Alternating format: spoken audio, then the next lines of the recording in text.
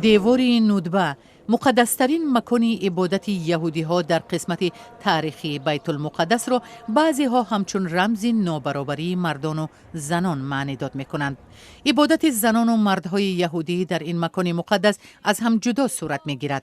پیروان جریان لیبرالی دین یهودی با نام زنان دیوار بیش از 20 سال برای برابری عبادت زن و مرد در پایه این دیوار مقدس تلاش کردند. جماعه های محافظه‌کار اشدی که این بخش دیوار ندبه را نظارت می کنند بر راه دادن زنان برای عبادت در جای مقدس شدیداً مخالفت دارند. اما روز یکشنبه حکومت اسرائیل با قبول یک قرار تاریخی لایحه تشکیل جای مشترک عبادت برای مردان و زنان یهودی را تصدیق کرد. سروزیر اسرائیل بنیامین نتانیاهو اعتراض حزب‌های محافظه‌کار را نادیده گرفت.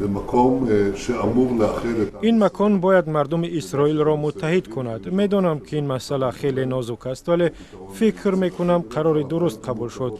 مسئله های پیچیده باید به همین شکل حل شوند.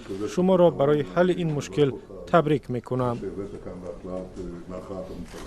اعضای محافظه‌کار حکومت اسرائیل به این قرار مخالفت داشتند، اما میگویند که پیشنهادات دیگر از این بدتر بودند.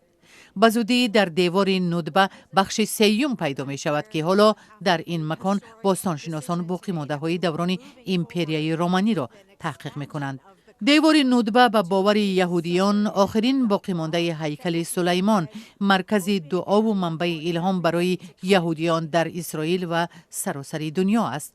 مسلمانان آن را دیوار براق میگویند و معتقدند که در شب معراج پیغمبر دین اسلام مرکب خود را در اینجا بسته بود. یهودیان جهان در نماز همه روزهشان دیوار ندبه را همچون قبله استفاده میکنند.